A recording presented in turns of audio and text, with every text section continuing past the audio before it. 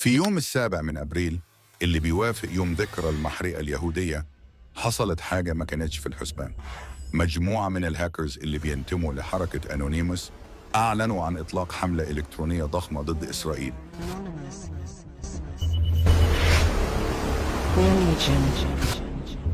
تحت اسم أوب إسرائيل. الهدف كان واضح: مسح إسرائيل من على الإنترنت.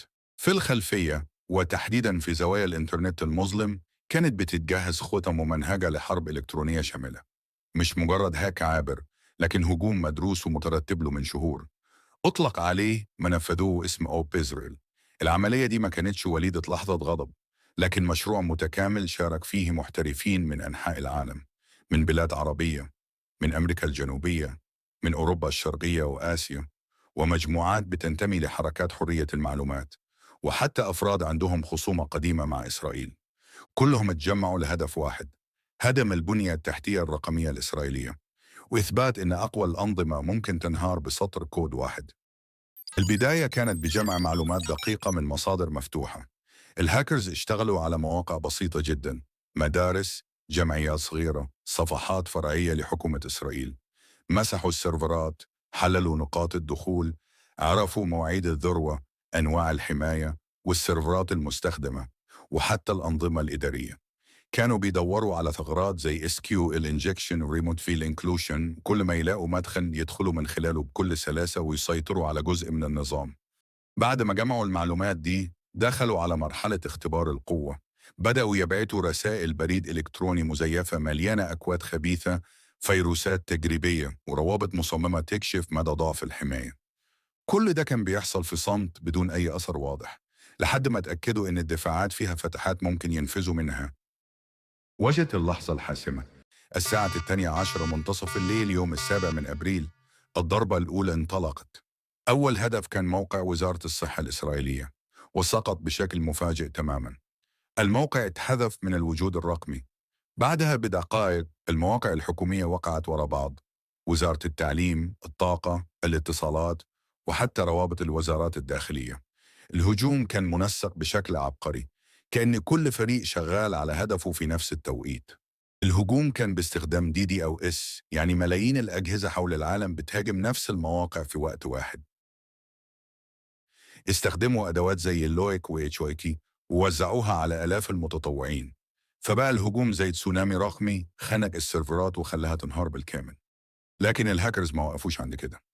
بدأوا يتوغلوا في قواعد البيانات: أسماء ضباط، أرقام هويات، كلمات سر لحسابات بنكية، رسائل حكومية، خرائط تأمين، وفيديوهات من كاميرات الشوارع. وقدروا كمان يبثوا لقطات مباشرة من كاميرات مراقبة في تل أبيب، وكتبوا رسالة على الشاشة: We see you from the inside. ومع الوقت ابتدوا ينشروا ملفات PDF وإكسل فيها معلومات خطيرة: مرتبات الجيش، أسماء القادة، تحركات آليات، تقارير أمنية داخلية. البنوك الكبرى زي ليومي وهبو عليم وقعت بالكامل. الناس ما قدرتش تسحب فلوس، الATM واقف، والتطبيقات البنكية كانت بتنهار، وحسابات بتختفي. وفي وسط الفوضى دي اتجهوا كمان لتغيير محتوى المواقع الحكومية، وحطوا صور دموية وأصوات مرعبة ورسائل تهديد.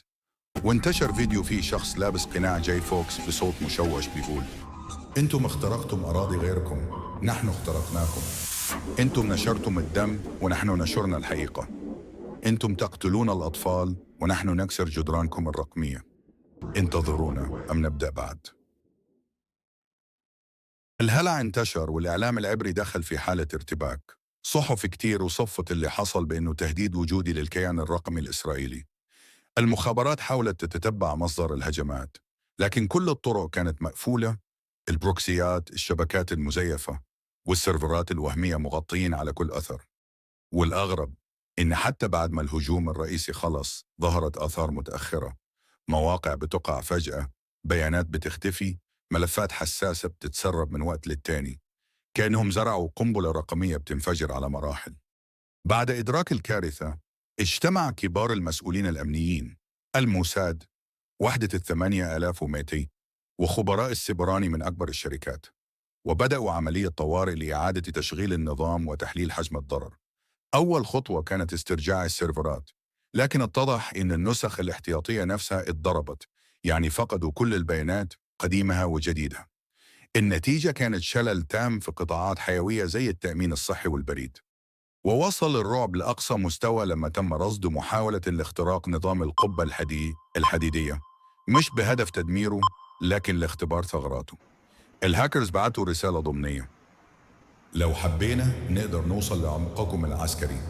التقارير قالت إن منفذي الهجوم استخدموا أدوات بسيطة زي موبايلات حديثة متوصلة على واي فاي مفتوح في دول مختلفة، فعملية التتبع كانت شبه مستحيلة. وده اللي زاد من خوف إسرائيل، إن الهجوم ما كانش عشوائي لكن منظم بشكل مدهش. كان في فرق محددة لكل دور: واحدة للاختراق، واحدة لتحليل البيانات، واحدة لبث الرسائل، وفريق للمتابعة الإعلامية باسم أوب إسرائيل. حتى حصل ابتزاز علني لبعض السياسيين ورجال الأعمال، وتم تسريب صورهم الشخصية ومراسلاتهم، وده عمل فضيحة كبيرة. مصادر إسرائيلية اعترفت إن اللي حصل فتح باب جهنم على الأمن السيبراني، وإن السيطرة الكاملة على الإنترنت بقت مجرد وهم. المعركة ما بقتش بين جيوش، لكن بين عقول إلكترونية بتشتغل في الخفاء وقدرت تثبت إنها أخطر من أي سلاح تقليدي. إيه رأيكم في عملية أوب إسرائيل والهجوم الإلكتروني ده؟ هل تعتقدوا إنه هيغير شكل الحروب في المستقبل؟